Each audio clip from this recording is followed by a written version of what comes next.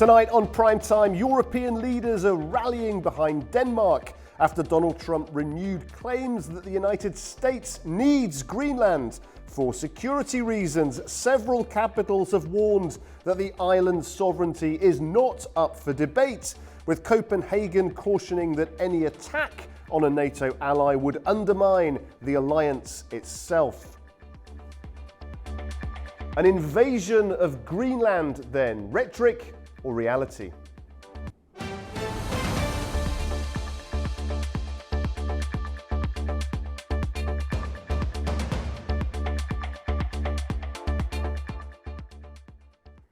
Well, very good evening. Allies are drawing a firm line tonight. Greenland is not a bargaining chip and NATO territory is not open to coercion. Denmark's Prime Minister says any assault on an ally would strike at the core of the alliance.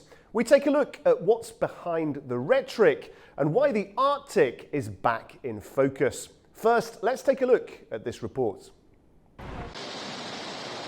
European leaders have voiced firm support for Denmark after US President Donald Trump again suggested that the United States needs Greenland, which is currently ruled by Denmark.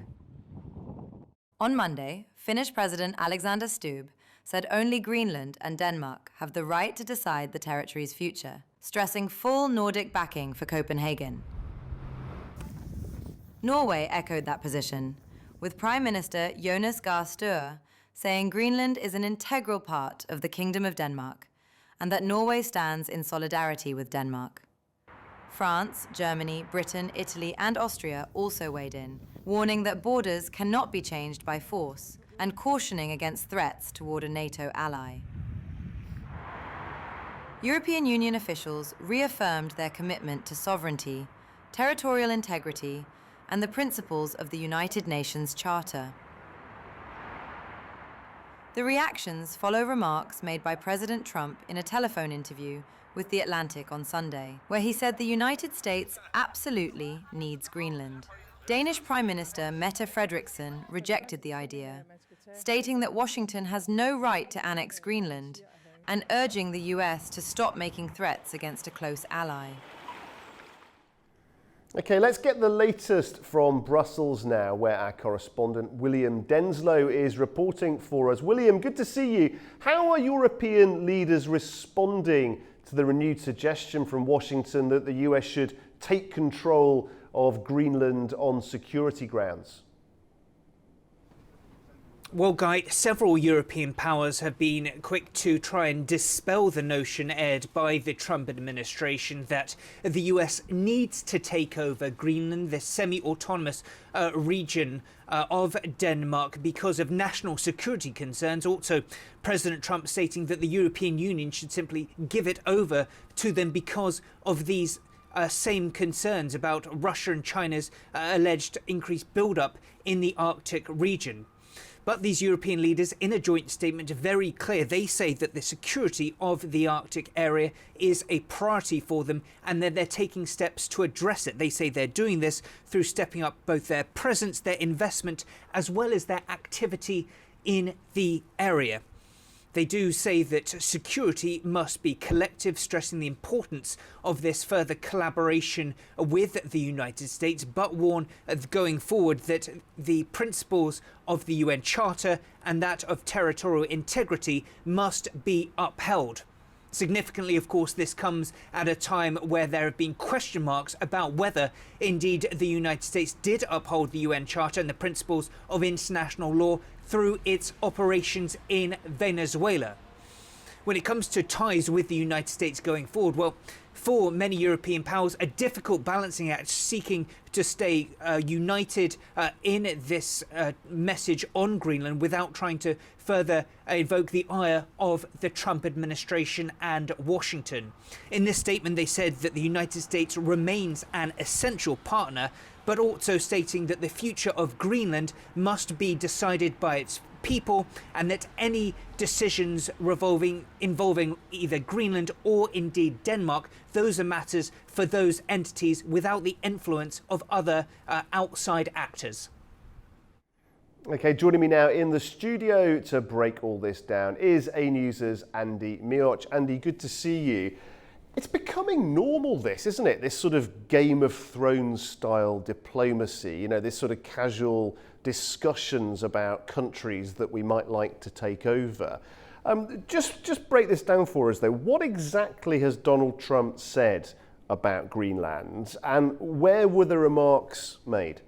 Well, Trump was speaking aboard Air Force One while he was on his trip back to Washington from his Mar-a-Lago resort, where he had set up an improvised situation room to oversee the U.S. Special Forces operation in Venezuela that led to the capture of Nicolas Maduro and his wife a day earlier. Trump told reporters while en route to the Capitol he was firing on all cylinders, issuing warnings to Cuba, Colombia, Mexico, Iran, and Greenland, and said, I quote, that American dominance in the Western Hemisphere will never be questioned again. Trump said that the U.S. needs the huge North Atlantic island for national security, and that Denmark, in his words, is not able to guarantee security. He went on to say that Greenland is covered with Russian and Chinese ships, and mocked Denmark's efforts to boost the security posture, saying that they added, again, a direct quote, a single dog sled to boost the Arctic Islands arsenal. He told journalists the U.S. will deal with Greenland in about 2 months without offering further explanation. He just remarked that he will revisit the subject in 20 days. Now, those remarks came the same day as that interview we've heard about in the package that was published in The Atlantic, where Trump also said that the U.S. absolutely needs Greenland for its defense, and he was fielding reporters' question on the possible implications of the Venezuela operation for Greenland.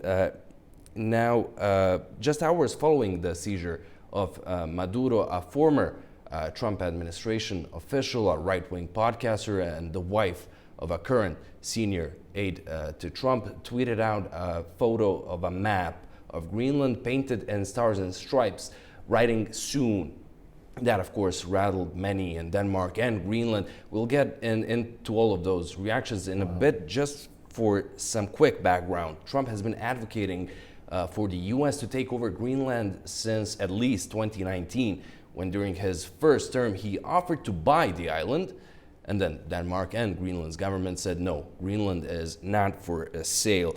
Since he returned to the White House in January, he revived his wish to have Greenland, citing its strategic location and mineral wealth. More recently, he appointed Louisiana Governor Jeff Landry as a special U.S. envoy to Greenland. And Landry, when he was appointed, he said it's an honor to serve in a volunteer position to make Greenland a part of the United States. In all this time, Trump has never ruled out using force to take over the island. When it comes to Greenland itself, it's a former Danish colony, now a part of the Danish kingdom. It has some 57,000 people living on it.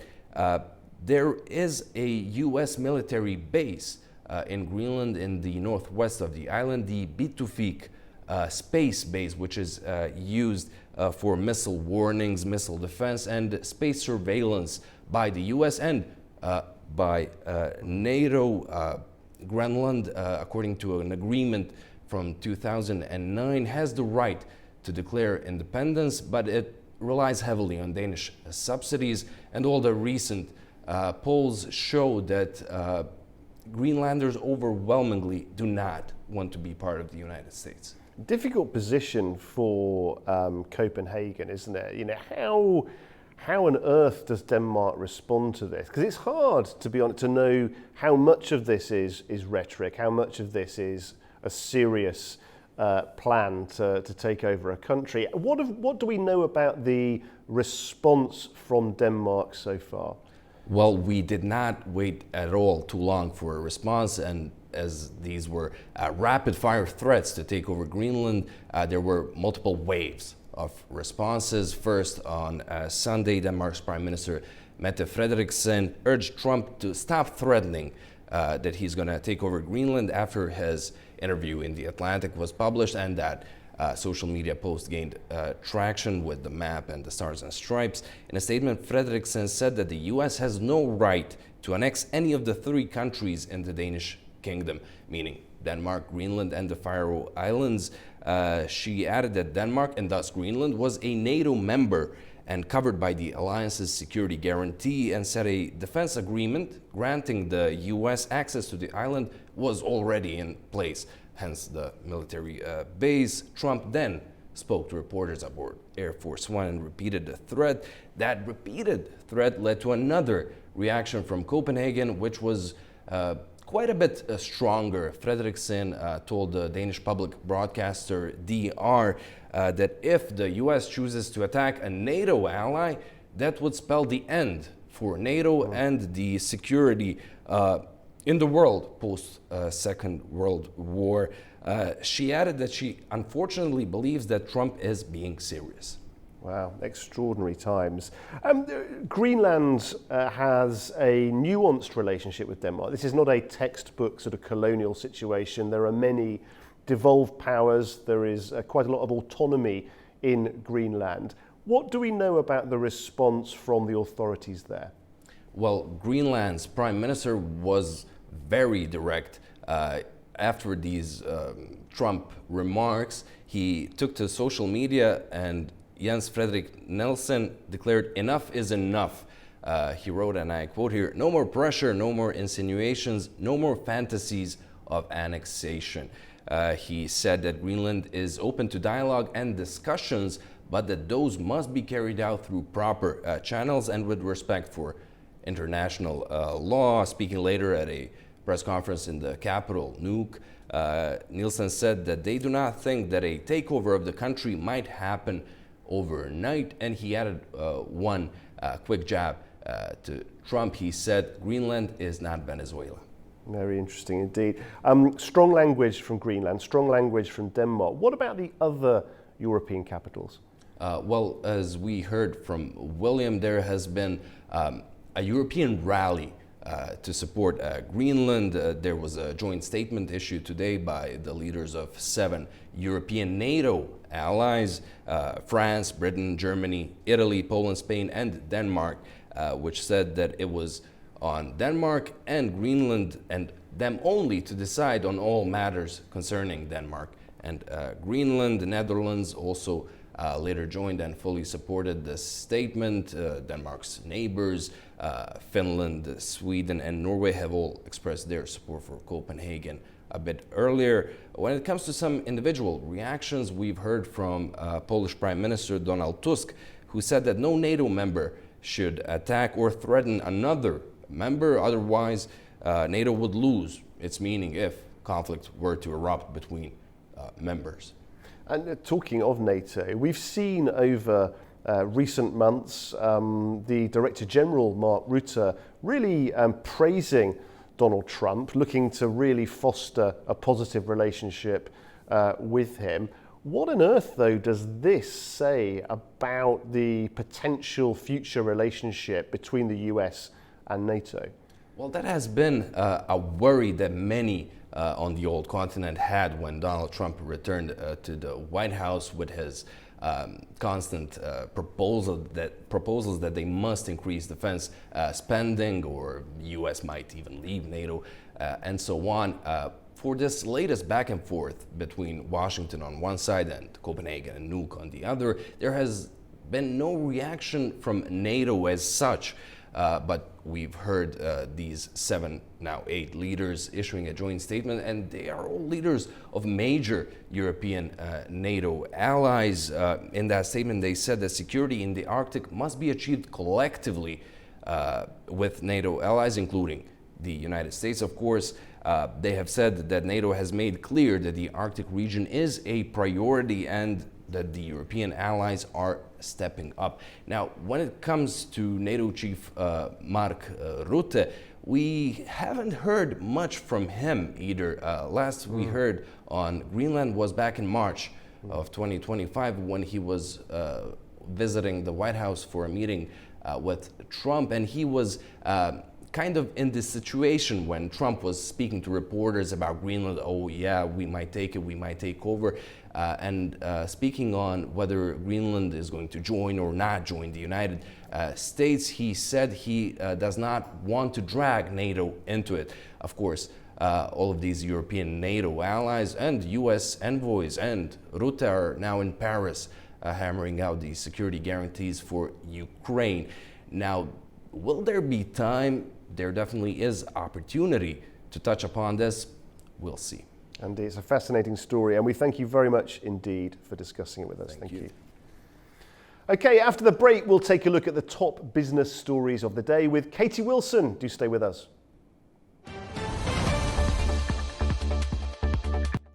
Welcome back. You're watching Primetime, and Katie Wilson is here to take us through the very latest business news stories. Katie, what's on the agenda tonight? Well, Guy, the effects of Trump's operation in Venezuela are still being felt across stocks and markets globally. We'll also have more from the Consumer Electronics Show over in Vegas. Let's get started. First this evening, the Trump administration is lining up meetings with US energy giants about ramping up Venezuelan crude after the dramatic ousting of Nicolas Maduro. But while the White House sounds bullish, the oil industry seems far more cautious. Let's take a look. Donald Trump's administration is planning to meet with executives from U.S. oil companies later this week. That's according to a Reuters source, who says the meetings are to discuss boosting Venezuelan oil production after U.S. forces ousted country leader Nicolas Maduro. The administration is eyeing getting U.S. oil companies back into the South American nation after its government took control of U.S.-led energy operations there nearly 2 decades ago. The White House did not comment on the planned meetings, but said it believed U.S. industry was ready to move into Venezuela. The 3 biggest U.S. oil companies, ExxonMobil, ConocoPhillips, Chevron, did not immediately respond to requests for comment.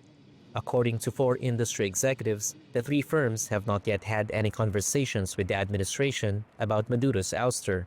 That contradicts Trump's statement over the weekend. The president said he had already held meetings with all the U.S. companies, both before and after Maduro was seized. Trump also said that he expects the firms to spend billions of dollars to boost Venezuela's oil production. But industry analysts say those plans will face challenges. They cite lack of infrastructure and deep uncertainty over the country's political future and legal framework, as well as doubts over long-term U.S. policy. Let's get more on this story and how the markets reacted. After Washington signaled it wants US oil firms back in Venezuela, investors piled in, sending energy stocks higher on hopes of tapping the world's biggest oil reserves. But beyond the early rally, big questions remain about how fast or how far any comeback can really go. U.S. oil company shares jumped on Monday, fueled by the prospect of access to Venezuela's vast oil reserves. This comes after President Donald Trump said the U.S. would take control of the South American nation following the arrest of its president. Venezuela holds the world's largest oil reserves, but production plummeted in recent decades due to mismanagement, limited foreign investment following the nationalization of its oil industry, and sanctions. Trump told reporters on Sunday that he spoke to all of the U.S. oil companies before and after American forces seized Venezuelan President Nicolas Maduro from Caracas about his plans for investing in the country. The country is a mess. It's been horribly run. The oil is just flowing at a very low level, much lower than, even if it was badly run, it should have more income, more oil than what they're doing. So we're going to have the big oil companies go in. They're going to fix the infrastructure. They're going to invest money. Shares of Chevron, the only U.S. major currently operating in Venezuela's oil fields, climbed more than 5% in morning trading. Shares of refiners also rose, with Valero climbing as much as 12%. Oil prices gained more than 1%, with analysts noting that in a global market with plentiful supply, any further disruption to Venezuela's exports would have little immediate impact on prices. Trump has said that the embargo on all Venezuelan oil exports would stay fully in effect for now. Analysts at JP Morgan said the U.S. action could also pave the way for the return of assets seized from ExxonMobil and others by Venezuela in 2007 under late leader Hugo Chavez. Though analysts overall caution that any meaningful recovery would likely take time, given political uncertainty, infrastructure decay, and years of underinvestment. And it wasn't just oil markets feeling the heat. As tensions around Venezuela rattled investors, money rushed into safe havens, pushing gold sharply higher and back within striking distance of its record peak. With further uncertainty in the air, nerves are rising across markets. Gold prices rose to a more than 1 week high on Monday and drew closer to their record peak. Investors bought up due to geopolitical concerns from the US capture of Venezuelan President Nicolas Maduro. Spot gold climbed more than 2% to just over $4,430 an ounce by mid-morning UK time. One analyst said gold rose due to the US-Venezuela escalation as it adds to market uncertainties. US President Donald Trump told reporters on Sunday he could order another strike. That if Venezuela doesn't cooperate with US efforts to open up its oil industry and stop drug trafficking. Trump also suggested Colombia and Mexico could face military action if they don't reduce the flow of illicit drugs. Gold climbed by about 64% last year, marking its biggest annual gain since 1979. It was driven by a number of factors, including Federal Reserve rate cuts and geopolitical tensions. Silver also jumped around 4% to just over $75 an ounce Monday, a week after it hit a record high. The precious metal also soared by 147% last year. To other news now, and Novo Nordisk is making a fresh play in the US weight loss market. The Danish drug maker is rolling out a daily Wegovy tablet at a headline-grabbing price, targeting Americans willing to pay more for an alternative to needles. Novo Nordisk is due to launch its once-daily Wegovy weight loss pill in the US from Monday. The Danish drug maker said it will offer 1.5 and 4 milligram pills at $149 per month to self-paying patients. The US Food and Drug Administration approved the pill last month. It was a major boost for Novo as it tries to regain lost ground from US rival Eli Lilly. It offers a more flexible regime and an alternative for those who don't like needles used in injectable medication. The launch could be a positive step for a company which saw profit warnings and sliding shares through last year. The semaglutide pills contain the same active ingredient as injectable Wegovy and Ozempic. The weight loss pill version will also be a test case for the fast-growing cash-paying consumer market.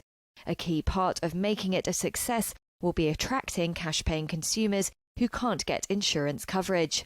That's a big shift from a business model where drug pricing is managed through health insurance plans, which has dominated for decades. Novo also said the pill will be sold in 9 milligram and a higher long-term dose of 25 milligram, which will cost nearly $300 per month. And in tech, the AI arms race is only getting faster. Nvidia's Jensen Huang unveiled chips he says are already rolling off the production line, promising a huge leap in AI power just as rivals are closing in. Today, I can tell you that Vera Rubin is in full production. NVIDIA CEO Jensen Huang said Monday that the company's next generation of chips was in full production, promising to deliver 5 times the AI computing of earlier models. He was speaking at the annual Consumer Electronics Show in Las Vegas. It comes as the world's most valuable company faces mounting competition from rivals and its own customers. Set to launch later this year, the flagship Vera Rubin platform packs 6 separate NVIDIA chips with 72 graphic units and 36 new central processors. These can be linked into pods with over 1,000 Rubin chips working together. To achieve these performance gains, Huang said the hardware uses proprietary data formats that he hopes the industry will embrace. This is completely revolutionary. This is how we were able to deliver such a gigantic step up in performance, even though we only have 1.6 times the number of transistors. The AI chip leader also introduced new features aimed at helping chatbots handle complex conversations with millions of users simultaneously. Huang also showcased new self-driving car software called Alpamayo that he said will be open-sourced. Not only do we open source the models, We also open sourced the data that we use to train those models. Because only in that way, can you truly trust how the models came to be. The same day saw rival AMD show off its latest AI chips in Las Vegas too. It's selling them to customers, including ChatGPT maker OpenAI. And finally, staying in Vegas, Lego is bringing playtime into the future. The Danish toy maker unveiled its interactive smart brick, packed with sensors that can respond to motion, sound and light. Let's hear more about it from the Senior Vice President of Lego's Creative Play Lab.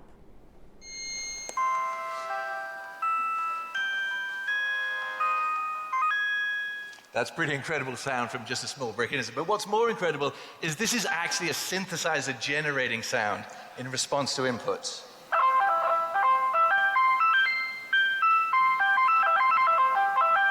So with responsive generated sound from all sorts of inputs, every model becomes an instrument. So you can imagine engines that rev as you move them, creatures that purr as you pet them, fires that are stoked as you blow onto them. We've put cutting edge technology, some of it never seen before, into LEGO Smart Play to create a platform for physical interactive play, allowing any LEGO set to come alive in kids' hands. LEGO Smart Play starts with a LEGO Smart Brick. It's just a 2x4 LEGO brick, except that it's packed with sensors and smarts. There's no screen in sight, there's not even a power button on this thing, but the LEGO Smart Brick responds to what kids do, generating reactions to their actions. It becomes an instrument for their play, and it unleashes their imagination. All connected to bring play to life like never before. That's your business news roundup for the day. Back to you, Guy. Katie, the head of Lego's Play Lab, that must be a dream job. Are you a fan of Lego? So I was more of a Playmobil child myself. Other brands are available. But I do like the idea of having no screens, because everything else that comes out for kids nowadays is very much screen orientated, so it makes a nice change. Yeah, very good point. Well, we wish Lego well. It's good to see them doing well indeed. Thank you very much, Katie. Okay, after the break, we take a look at Israel's strikes in Lebanon and Gaza and the military stated rationale. Do stay with us.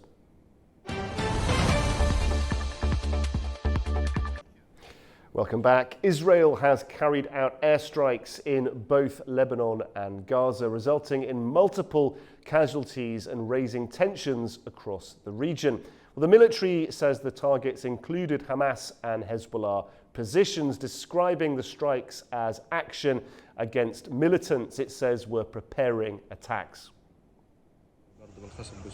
At least 2 Palestinians were killed and 4 others injured in an Israeli airstrike on Khan Yunis in the southern Gaza Strip on Monday, officials at the city's main Nasser hospital said.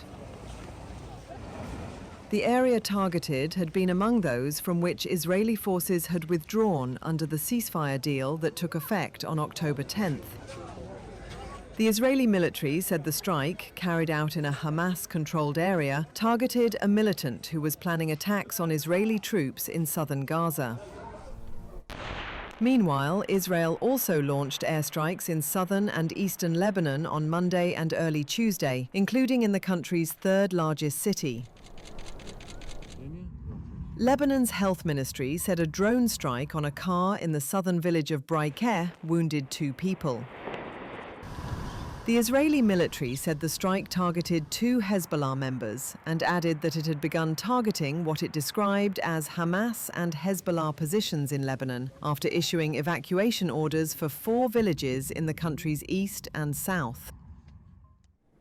Well, joining me now to discuss this is Dr. Norhan El Beyer, a professor of strategic studies in Istanbul, Turkey. Professor, thank you very much indeed for joining us on Prime Time.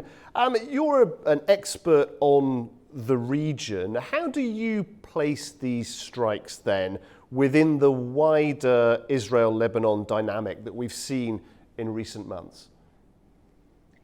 Thank you so much. The recent strikes in Lebanon actually were very, very significant because they are so major since the ceasefire happened in early of 2025.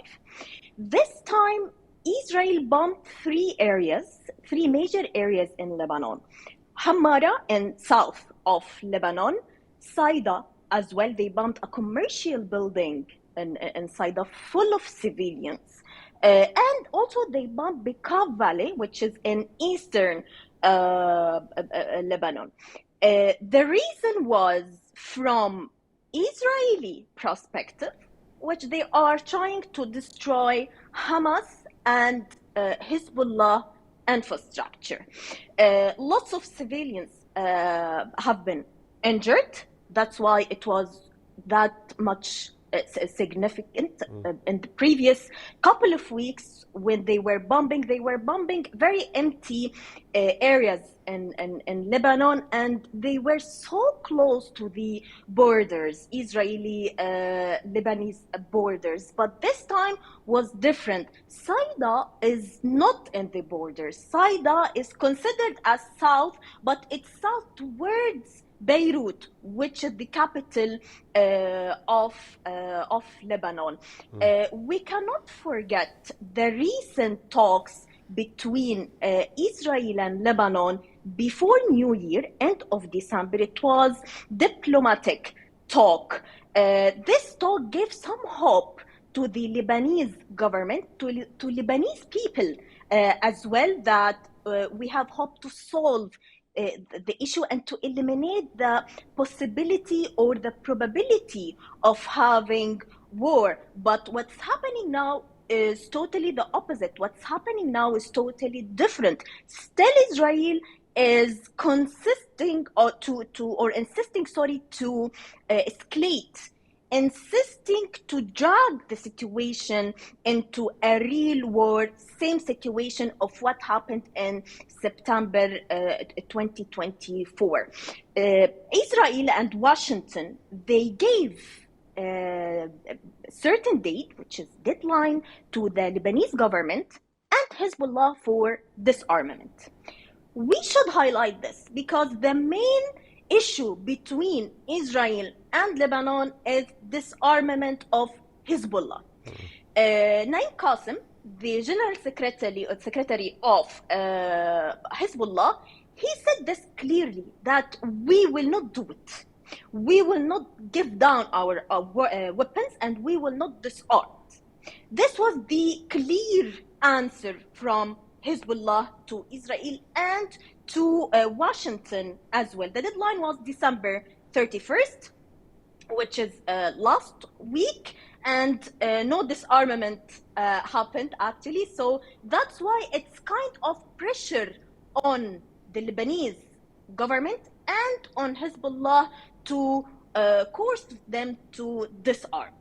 So what is it about these precise locations, do you think? Why were they chosen? You say they've differed in many ways from previous locations. What is it about these locations in the mind of Israel that makes you think why they were chosen?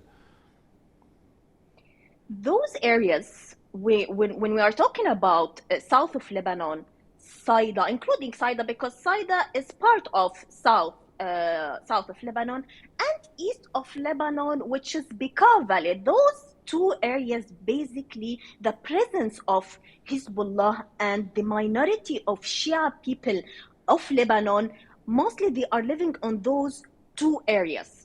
So that's why Israel is bombing, of course, beside of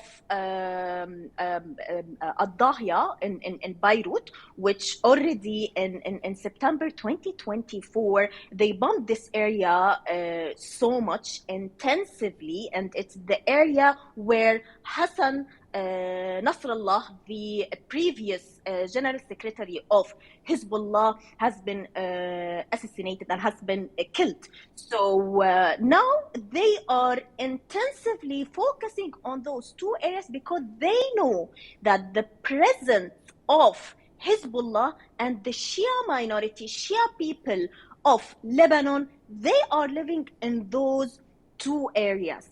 That's why they are focusing on those two areas. They are not bombing, for example, in Mount Lebanon, because they know Mount Lebanon, the presence of Christian people is in this area. For example, they are not bombing now in north of Lebanon because they know north of Lebanon the presence of Sunni people and another Christian minority over there as well. So they know where exactly they are bombing. They know the exact locations of the presence of Hezbollah and Shia people because they are thinking that Hezbollah is representing Shia people.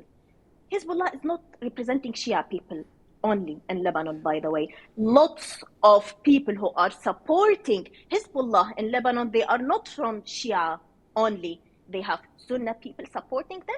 They have Christians supporting them as well. Yes, the majority are Shia, but it's not necessarily. They have supporters from Sunni, they have supporters from Christian people, they have supporters even from Durzi people. Professor, that diversity for many would be something to celebrate. Do you think it also presents a problem for the Lebanese government in that it brings with it complexity? Do you feel that Beirut is constrained in how it can respond to a situation like this? It's a very big problem, this diversity, because Lebanese people are deeply divided into sectarian division. So this is a very big problem. When Washington in May 2025, when they started or initiated the plan of disarmament of Hezbollah, the government was between two solutions.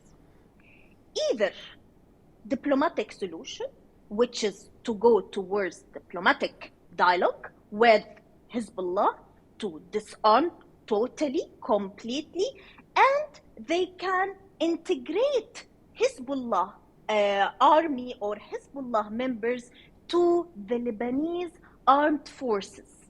But what stopped actually the Lebanese government, or they eliminated actually this solution, which from my point of view, it would be the best solution to use this capability. We cannot deny that Hezbollah has more capabilities in terms of financial capabilities, in terms of human resources as well, more than the Lebanese government, more than the Lebanese armed forces.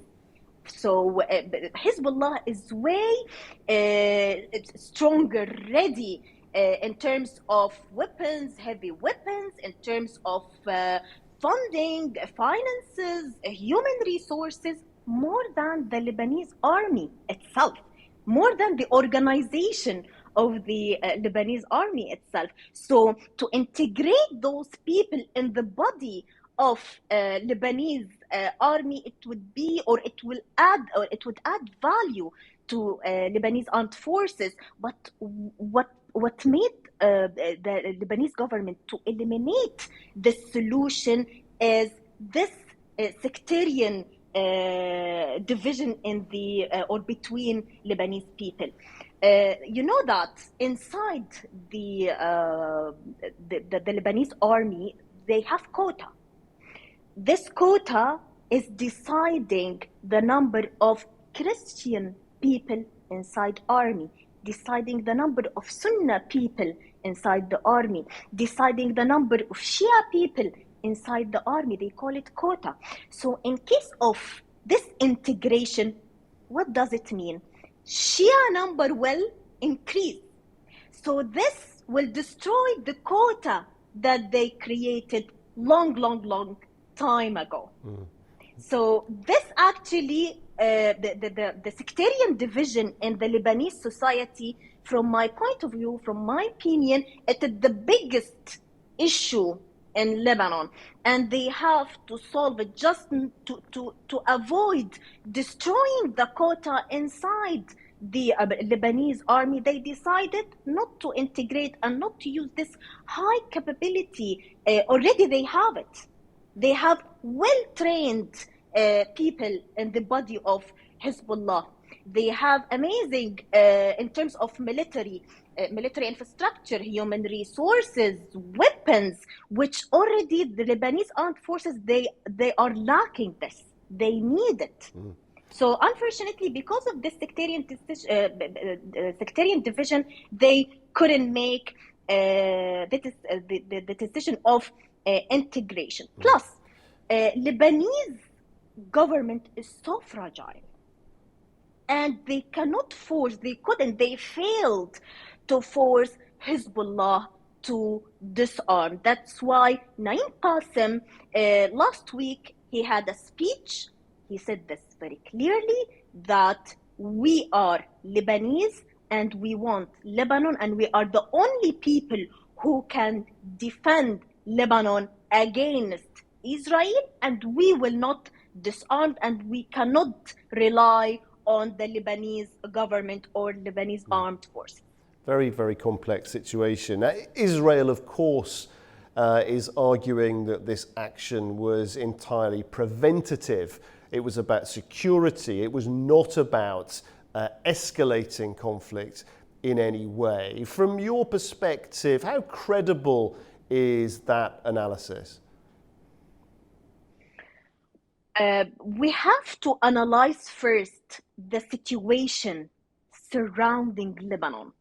Lebanon is located in a very risky location. Lebanon is surrounding with lots of geopolitical conflicts. So we have to put this into consideration. Israel, from their perspective, they are saying that we are preventing, we are defending ourselves. Okay, if you are defending yourself, can this give you the permission to take 5 strategic points in south of Lebanon since beginning of 2025, to take them as in a very, very simple way, 5 strategic parts of the territory of Lebanon, and you decide to put your army members, Israeli armed forces, on those 5 hills, actually strategic points in south of Lebanon, for the sake of preventing or defending? Who gave you the permission to just attack a territory it doesn't belong to you? Actually, 5 territories, not 1, not 2, 5 strategic locations in south of Lebanon. Till now, they are putting their hands on those locations. What did they excuse? And Professor, in terms of any potential escalation, any spillover into some of those very sensitive areas that you've just mentioned, what is it that you are looking out for now over the coming weeks? Those 5 strategic points belongs to Lebanon, not to Israel. The reason why Israel attacked those areas and they decided to stay in those 5 areas is to, as you mentioned, prevent, to defend itself, which we are hearing this sentence since October 7th, by the way. Since October 7th, they are always mentioning that Israel has the right to defend itself. Okay, defend yourself, but don't attack the territory of other country. This territory integration now is becoming, they are normalizing it. They are normalizing just to enter any country, to attack any country, and to take territories or part of it. Same as what's happening now in Syria and in Golan Heights. Exactly same scenario.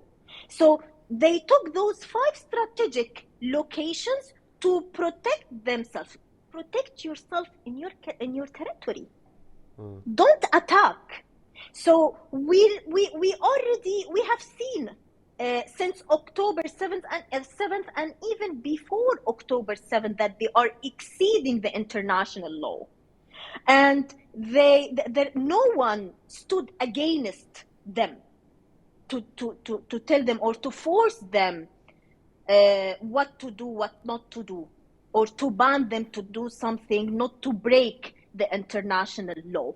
Till now, despite of the ceasefire agreement in early 25 between Israel and Lebanon, after 4 months of a very aggressive war, they took 5 strategic points, parts of Lebanese territory, plus continuous bombing since that time till now. So they are breaking the international law in terms of territory integration, plus this continuous bombing till today, early morning, they bombed those 3 areas in south and in eastern of Lebanon without any resolutions, without any solutions. We know how fragile the Lebanese government is. No one is relying on Lebanese government, the president and the prime president as well. They are just talking without any actual resolutions or solutions. And even Washington, they criticized the situation in Lebanon, and they criticized clearly how this Lebanese government, they are acting in a very, very weak way without any solutions. Even they cannot put pressure on Hezbollah in a diplomatic way to disarm, because we are talking about Hezbollah party. This party has been found in early 80s. The main purpose of the establishment of Hezbollah was what? Was the presence of Israel on the territories of Lebanon. This was the main reason of the establishment of Hezbollah. When we are saying beginning of 80s, we are now talking about almost 40 years. Hezbollah became part of the Lebanese community, became part of the Lebanese identity as well. So it's not easy just to give an order, now disarmed, and he will do so. This is something impossible. You need diplomatic ways, you need actual solutions to figure this out and to solve it in an appropriate way. Very interesting indeed. Professor, we thank you very much indeed for joining us and for your analysis. Thank you. Okay, after the break, we take a look at President Ilham Aliyev's latest remarks on Azerbaijan's priorities, from diplomacy and energy to security, connectivity, and Karabach's revival.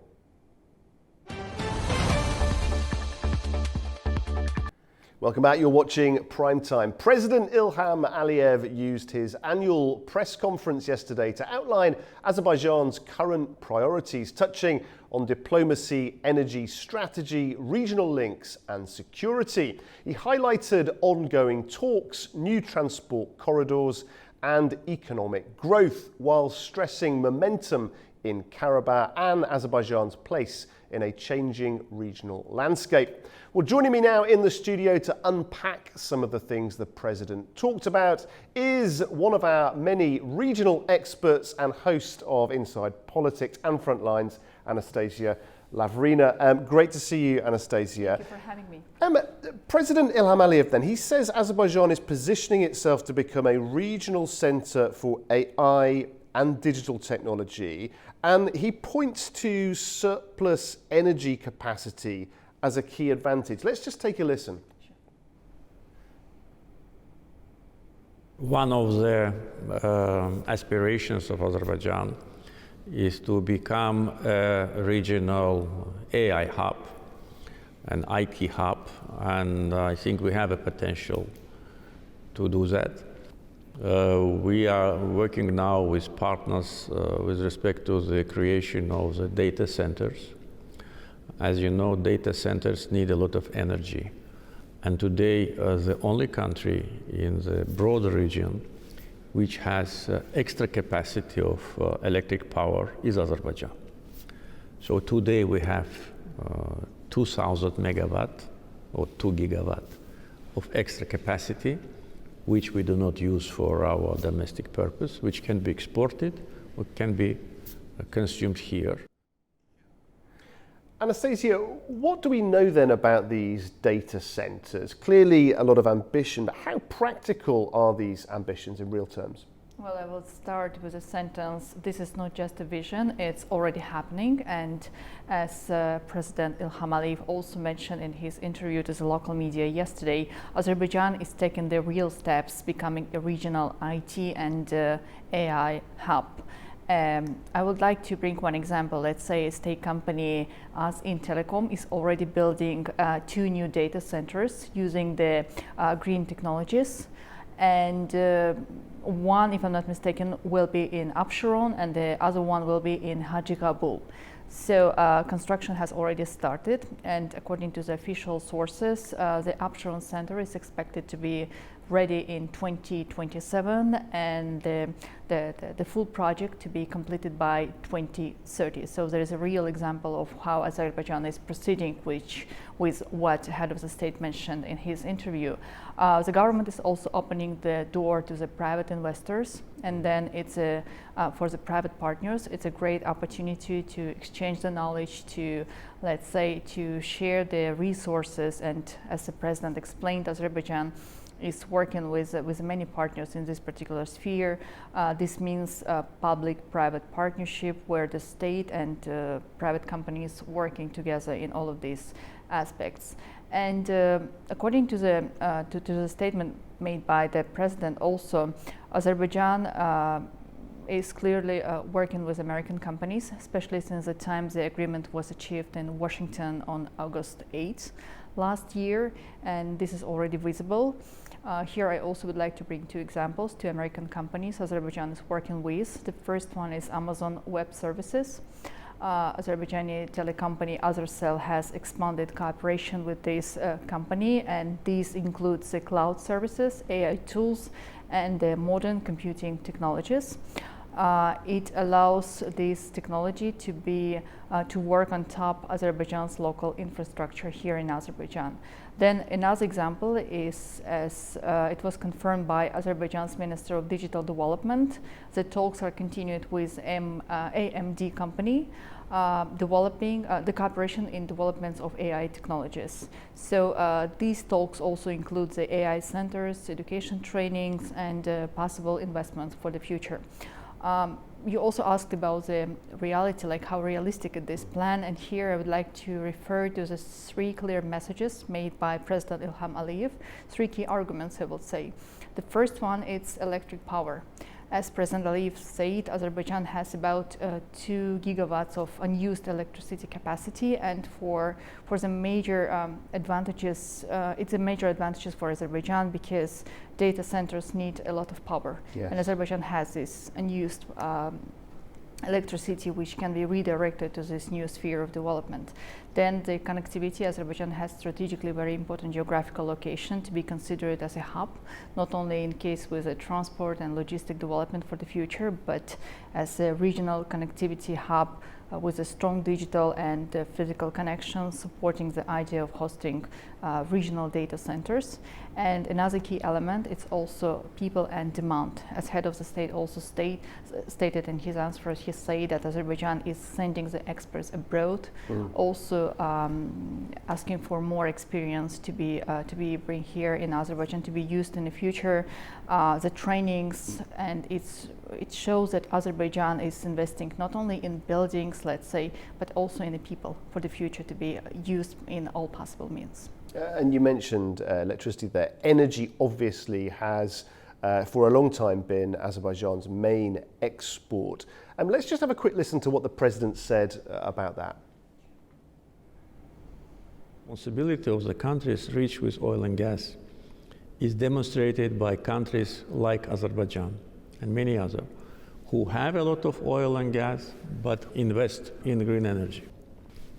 So I think there is also understanding now in European institutions that this mania against fossil fuels should end, and the pragmatism and realism should prevail. Azerbaijan is an indispensable partner for European consumers today and for many, many years. And our role as a reliable supplier of energy security will only grow. It will not go down, it will go up. And when we add electricity and green energy and hydrogen, including green hydrogen, our role will be even bigger. Anastasia, a message there of reliability, but also of pragmatism and innovation, traditional forms of energy, but huge investment in renewables, in green hydrogen, for example, providing that security to parts of the world such as Europe. What practical applications fit underneath this strategic intent? Indeed, guys, thank you so much for this question. This is very important. Azerbaijan has already proven to be a reliable partner for many European countries, and as it's already been stated by the head of the state, Azerbaijan supplies pipeline gas to 14 countries as for today, and 2 more countries to be added in 2026. And actually, it was also mentioned no other country in the world supplies pipeline gas to so many destinations. And it's not only on the paper, but Azerbaijan is already have it on the practice. Now it's not only about the gas and oil, it's also about renewables. But in order to continue the same politics, the same policy for the future, Azerbaijan needs to expand the gas volumes and destination, as it's also been mentioned. Therefore, for these, there are 2 key elements. The first one is, of course, the new production. And in his answer, the head of the state mentioned, if I'm not mistaken, he named the 4 new fields where the investigation is going on and where the new gas is expected to be delivered in order to sustain the same level of export Azerbaijan has now, or even to enlarge the amount for the future. He was saying about Azeri Chirag Kunashli deep gas, where the production is expected to begin imminently. Then Shahtanis compression, which will add volumes in the coming years. He also spoke about Absheron Phase 2, expected to deliver up to 3 times more gas than current output. And one more, it's Babek field, which has attracted strong investor interests and possibly being investigated in the near future. But new production means also large-scale renewable investments. We do have these in practice on the liberated areas in Karabakh, but also in a Garadagh district, for example. Solar and wind, it's also under the large developments, and a lot of investments are being put in this sphere. It was highlighted during COP29, which was held here in Baku in 2024, and as head of the state mentioned in his answer yesterday, he said that it's impossible to achieve the progress in renewables without fossil fuels, as Donald Trump is also strongly supports the development of fossil fuels in everywhere. That means that even those, I will say, policymakers and businessmen in the European countries who were totally against any kind of fossil fuels investigations and developments in the future, now again coming back to the idea that more investments are needed for the development of the resources, renewable resources. Therefore, now it's time to work in 2 directions. Like the first one I already mentioned, that's oil and gas spheres, the fossil fuels, and the second is renewables. Then Azerbaijan is also proving its flexibility. As Ilham Aliyev said, if the country in Europe needs Azerbaijani gas, then Azerbaijan is ready to cooperate and export the required amount. In case if the country willing to stop cooperation, or just they do not need the gas from Azerbaijan anymore, Azerbaijan stops the export, and that means the flexibility and reliability in case of any necessity and urgency. I would also like to bring another example when the president said that Azerbaijan also supported a country like Syria. In case of now renovations, development, and post-conflict recovery, Syria needs the reliable partner. And together with Turkey, Azerbaijan became such a partner for Syria, making sure that this country has a smooth transition and having a reliable partner to make sure it has a proper conditions to be independent in future or have more, let's say, open cooperation with other partners in the future. But as for now, Azerbaijan is also being considered as a good and reliable partner for countries like Syria. Therefore, these are the key elements which was stated by the head of the state, and for the future, I guess we have to expect in 2026 more projects and more investigations to be done in these two fields, renewables and fossil fuels. Yeah, the world is obviously changing quite dramatically. One area that the president spoke about in terms of that dramatic shift is the area of security. Let's just have a quick listen to those comments. We see events in the world, wars, conflicts. What do they say? In so-called democratic Europe, we are concerned. We are watching the situation. We are considering our position. So when international law is ruined, then who is strong, he is right. It's not our choice, and we always were committed to that, and also always committed to justice. We never did anything which was not in line with justice. All what we've done was based on justice, historical, legal, and human. But the world has changed. We are living not in the world which is on paper, Charter of United Nations. We are living on the soil, so we must be strong, and that's what we are trying to do. And I recommend every country to do the same. The president there reflecting, amongst other things, on the limitations of global rules, and Anastasia. Many analysts have called this a shift towards realism. How is Azerbaijan then adapting its approach to diplomacy to fit this new way of doing business? This is a very good phrase. The world has changed, and I guess we all have to agree with that. The international institutions which were supposed to support the governments in case of any conflict or any unjust position of someone or any state, unfortunately Azerbaijan experienced by itself how the international institutions were not able to resolve the conflict on the ground. And it was very right decision since Azerbaijan gained its independence and started to develop its independence policy. Investments in the military sphere and defense sphere was among the top priorities. And it's not about to fight with someone against the international law or justice. Azerbaijan was following all the international norms.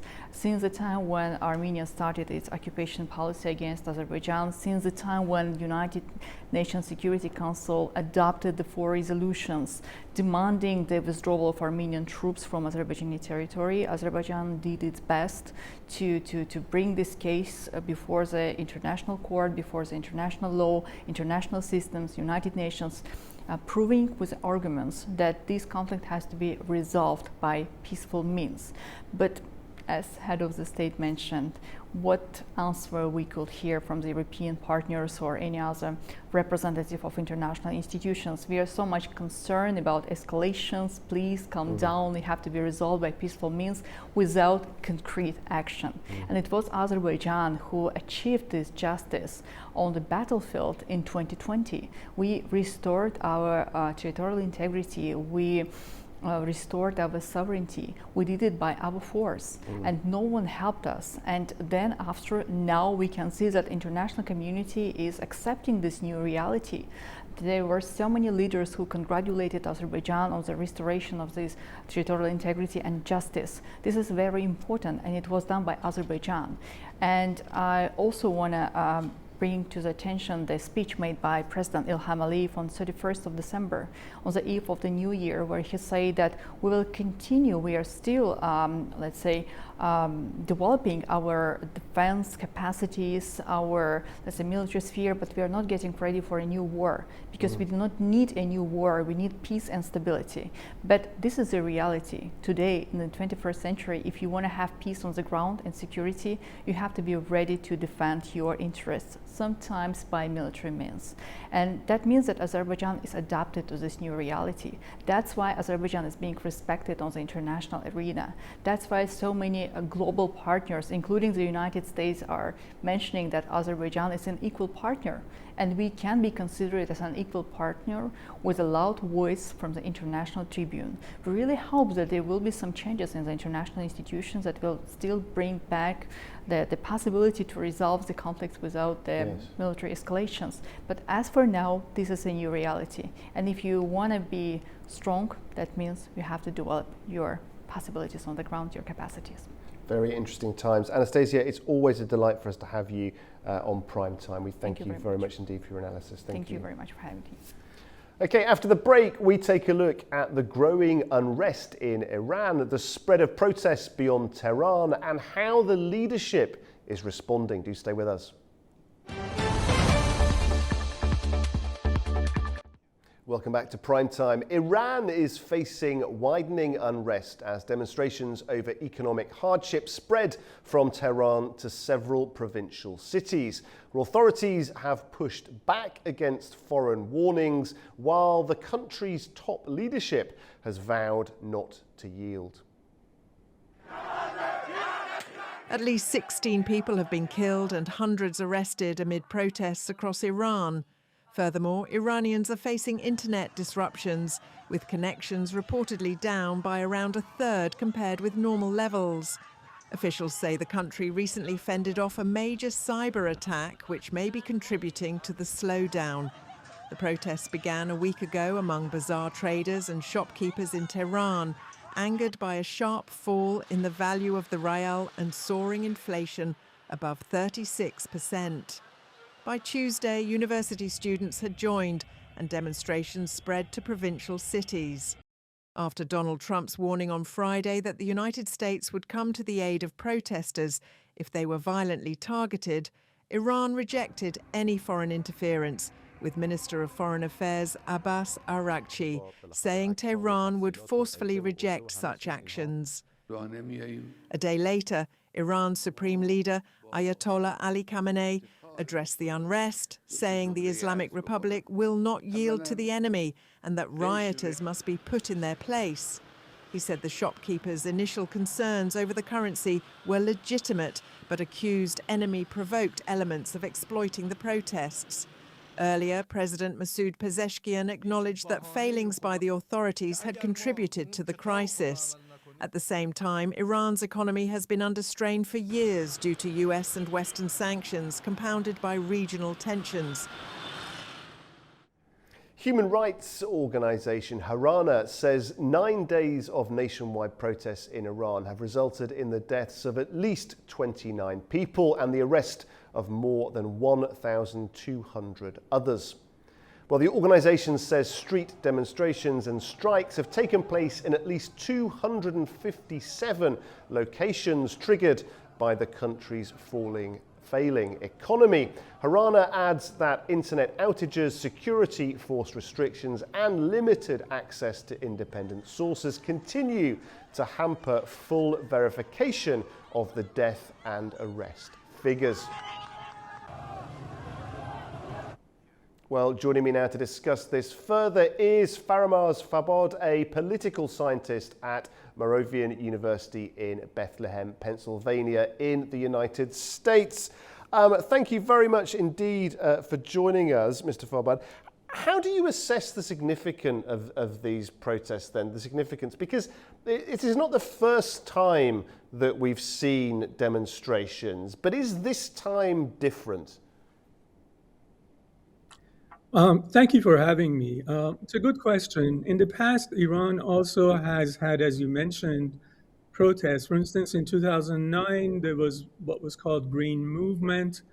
It stemmed from charges of electoral fraud. And then later in the second decade of 21st century, 2017, 2018, 2019, 2020, you had protests that were, specific to issues like rise in fuel cost or the death of Mahsa Amini, which led to later on into this woman life freedom movement.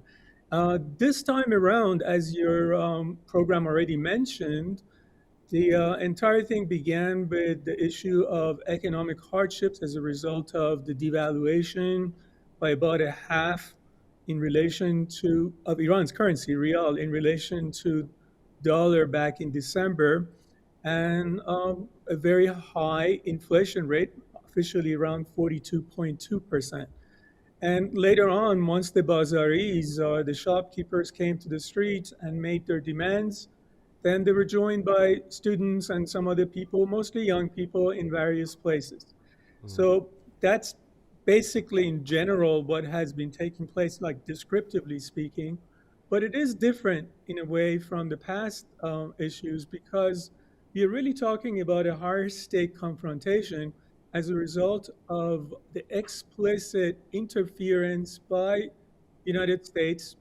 As you mentioned, Trump said, for instance, that if Iran shoots at so-called peaceful protesters, the United States is ready to go, and it's loaded and ready to go. Israeli officials have been also using this demonstrations as a way of interfering with Iran. Even Mossad commentary in Farsi has mentioned on X that Mossad officials are actually coordinating or participating in demonstrations. So this sort of interference that's external makes the commentary by Ayatollah Khamenei on January 4th, which he made a distinction between rioters and legitimate protesters, more real and not just something that the state classically or customarily has used in the past by saying that, they're outside agitators. This time around,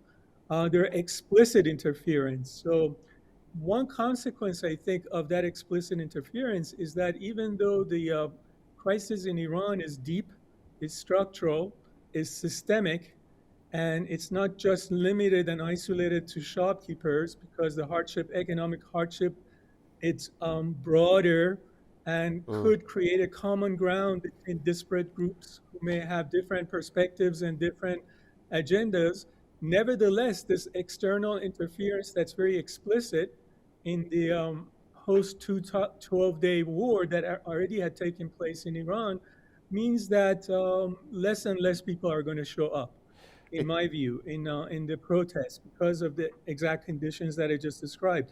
There is some empirical evidence as well for that. For instance, I was just looking at some of the data that even neoconservative groups in the United States keep on Iran protests. They mentioned that, for instance, 179 protests took place up to January 2nd in Iran.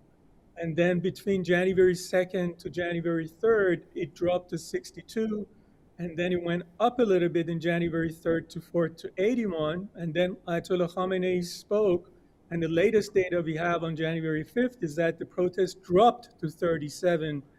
So maybe I think that we're going to see less and less because of both Khamenei's, warning, and also because of this explicit external interference in Iran. It's been very interesting to see that common ground that you describe. As you say, the older shopkeepers joining forces with younger students. And do you think some of that speaks to the power of an economic crisis? I mean, there have been many analysts for years that have suggested that Iran, unlike other countries, is to a large extent insulated against political protests as a result of economic conditions. But do you think that is always necessarily going to be the case? Clearly, these economic conditions are really biting a wide range of different people in the community.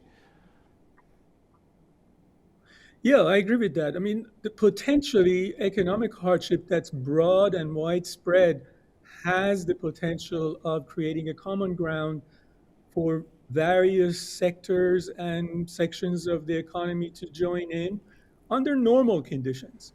But I think this external interference that I mentioned with Israel and the United States dampens the possibility. So, for instance, workers would be hugely important if workers joined the protests and not just students with their, let's say, more or less political or personal freedom or social cultural issues. and not just shopkeepers, are very conservative and like a stabilizing element of the government in Iran, coming in as a result of the particular issues that the shopkeepers are facing. So why don't we see, let's say, workers join? Well, I think the answer is because of the external pressures. If And these do you think, external pressures were not, forgive me but it's a very interesting point. Do you think then that the overt remarks by President Trump actually, in a sense, are going to prove counterproductive? That actually, strategically, from Israel's point of view, from the US's point of view, that there might be validity in acting covertly, but overtly is only really going to cause the opposite reaction? absolutely, the overt reaction by these officials, for instance, Yair Lapid, it's not just Trump, of course, like ex-prime minister of Israel, who now leads the opposition in the Knesset, the Israeli parliament, just after United States attacked Venezuela, said, quote, "The regime in Iran should pay close attention to what is happening in Venezuela." And not just him, the diaspora minister of Israel, his name is Amichai Chikli, he said that the attack against Venezuela by the United States delivered a blow to what he called the global axis of evil. And he said it sent, quote, "a clear message to Ayatollah Khamenei." So when you take these issues into consideration, Iranians are very nationalistic. Iran was attacked 6 months ago. Almost everyone in Iran knows that if they create conditions that lead to further attacks against Iran, it's going to destabilize Iran and balkanize Iran. Nobody wants that except very, very, very few people. So overt stuff, obviously the overt stuff lends support to Ayatollah Khamenei's distinction between rioters and legit protesters, but also I would even mention the covert actions by Mossad or CIA. They have no right to interfere in Iran. Just imagine if Iran was doing the same thing covertly and or overtly in internal politics of any country, including United States or Israel. They would react violently. The rhetoric from Tehran has, in a sense, been quite measured, hasn't it? There's been this acknowledgement of the concerns of the shopkeepers in particular being legitimate, whilst at the same time clamping down on protesters. How typical is that kind of duality of messaging from the government? It's a classical duality, very common. And again, the difference this time is that in the past, they would have resorted to those kind of discourses, creating this duality, but few people would have believed it. But now, because of these very explicit, overt expressions of hostilities, or even saying that Mossad is participating in the demonstrations in Iran, it makes it very real. And so most Iranians are going to look at it as this is a legit discourse. It's not illusory. It's not just because the government officials are trying to, let's say, crack down on the demonstrators, like in the past may have been viewed that way.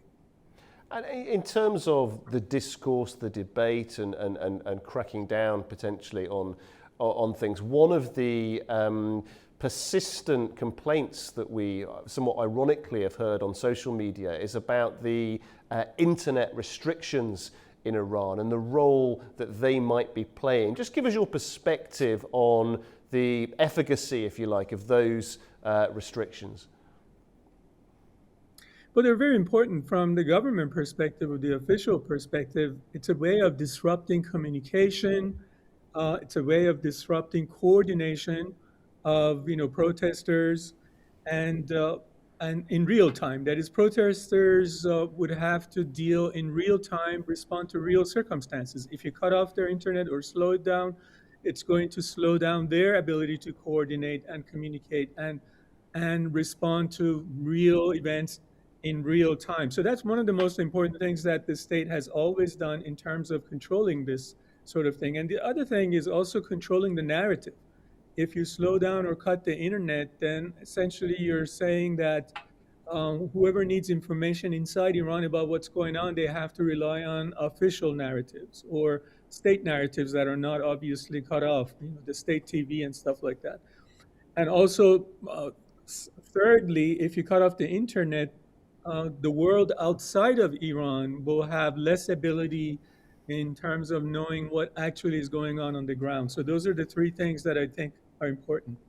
And finally, I just want to get your perspective. Obviously, making a precise prediction is pretty close to impossible. But just directionally, what do you expect now to happen? Do you expect the unrest to ease or to escalate? I answer the last part of your question first and then move on to the first. I expect it to ease because of the external threats against Iran. That's what I would expect. And also because of the crackdown on the rioters, quote unquote rioters, as the distinction was made, not only by Ayatollah Khamenei, but also by the judiciary head and also other officials who also said the period of appeasement is over with those who actually riot.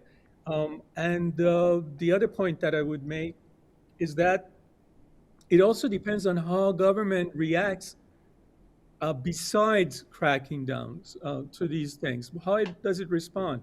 Does it continue engaging with dialogue? Does it introduce certain limited reforms, banking reforms, monetary reforms?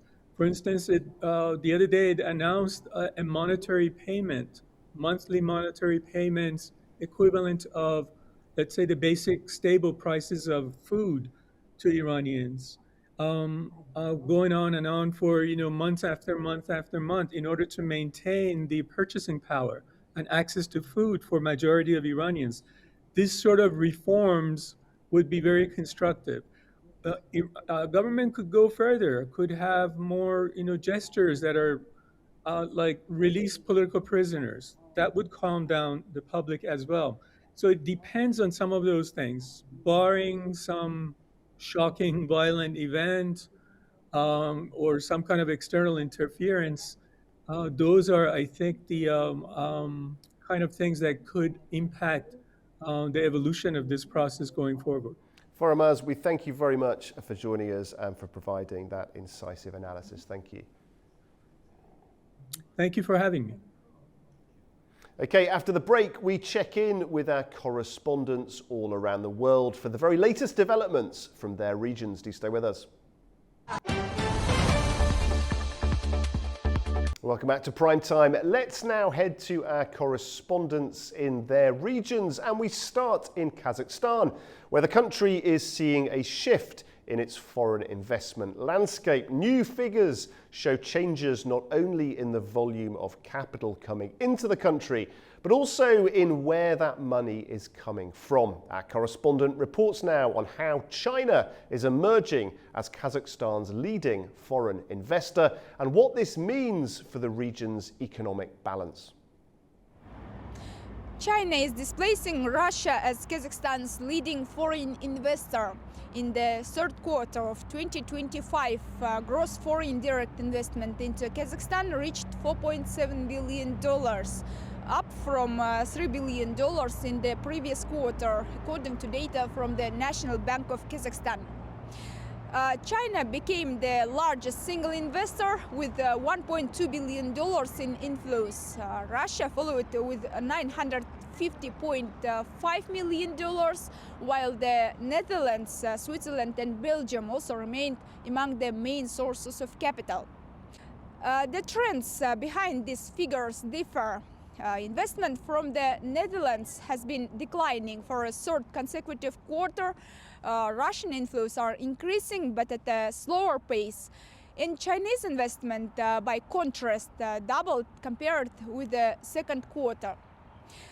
At the same time, Kazakhstan now hosts more than 7,000 companies and branches with Chinese ownership, highlighting the scale of China's economic presence in the country.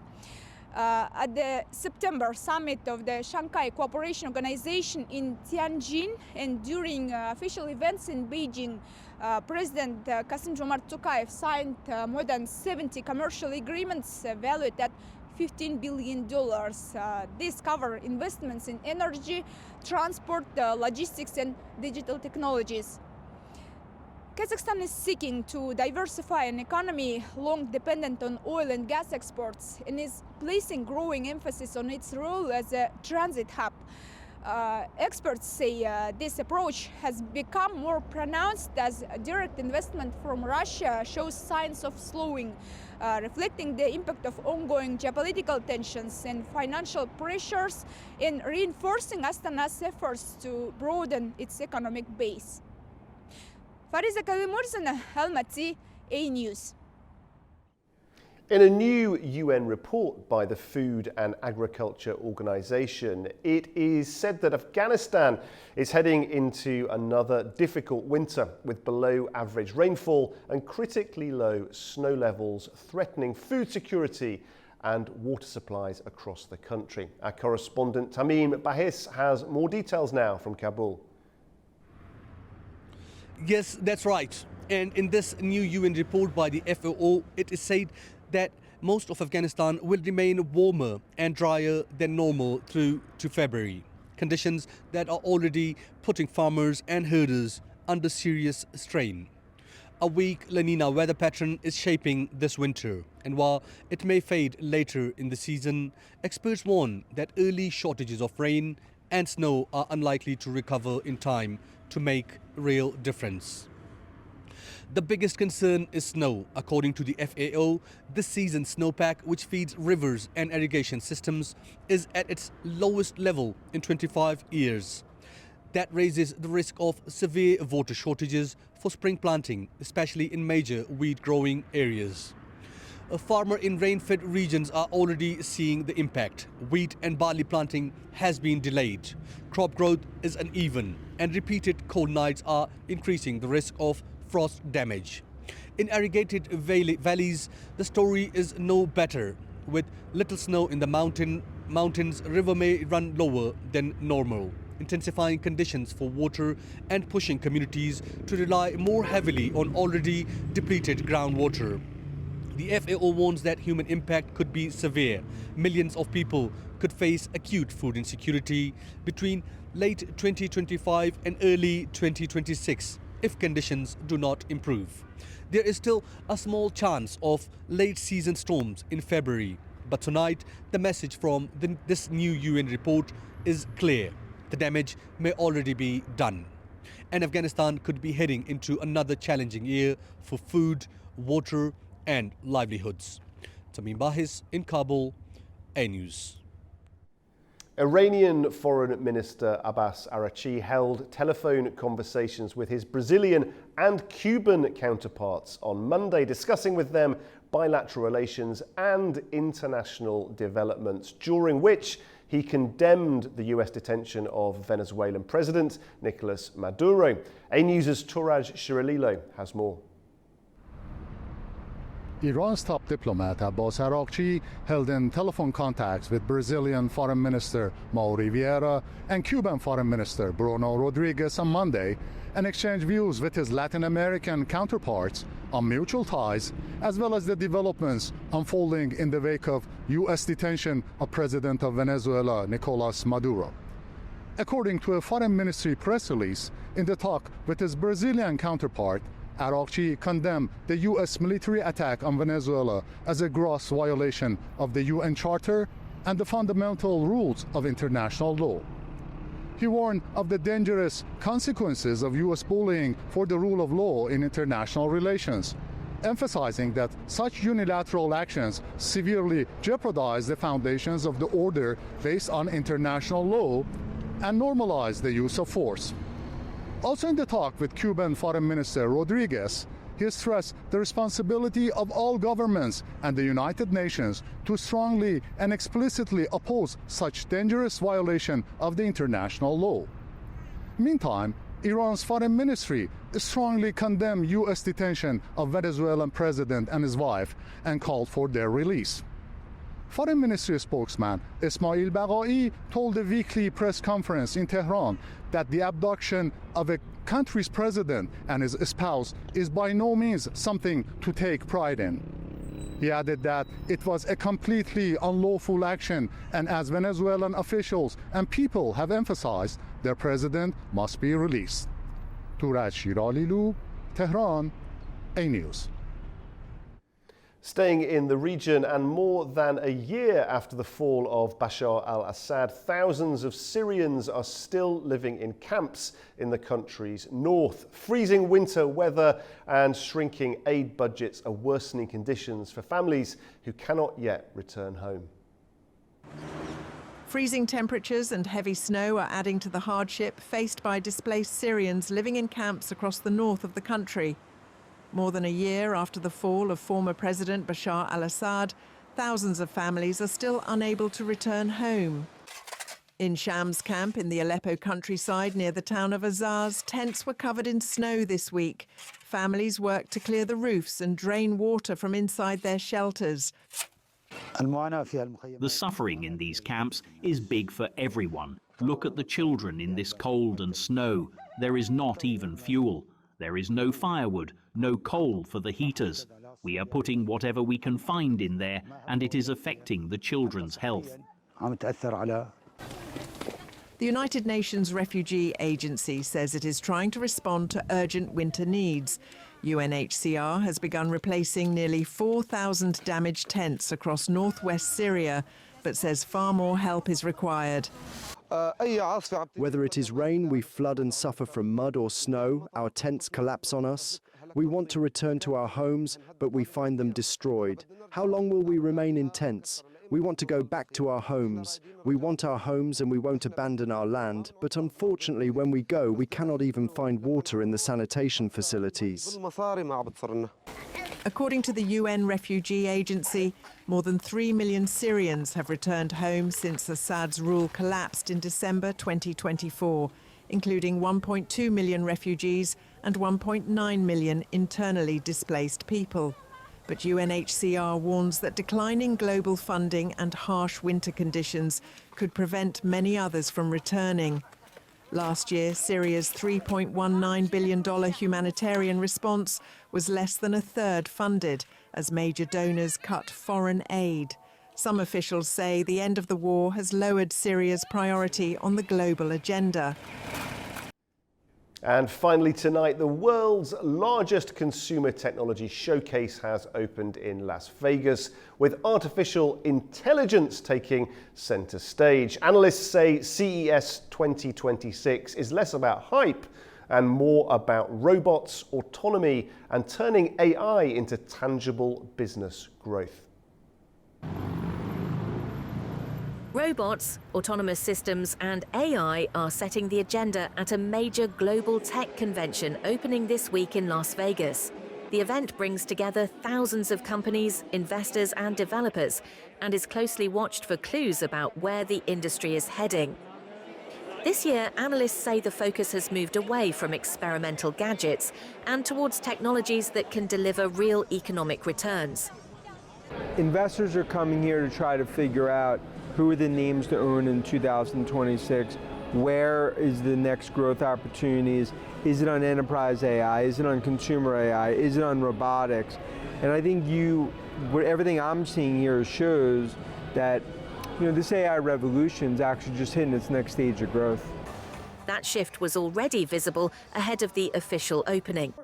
NVIDIA's chief executive announced that the company's next generation of AI chips is now in full production. Rival firm AMD also revealed a more powerful artificial intelligence processor, underlining growing competition in the sector. I think for years CES was maybe about talking refrigerators and drones. Now it's about the AI revolution, obviously Jensen, Lisa Su, AMD and others. It's really the blueprint for the tech world globally, what it's going to look like in 2026. CES runs from January 6th to 9th, with thousands of exhibitors spread across multiple venues as companies showcase technologies shaping the future of the industry. Well, that brings us to the end of Prime Time. Please do join us tomorrow night for plenty more news and analysis. And from all of us here at A News, thanks for watching.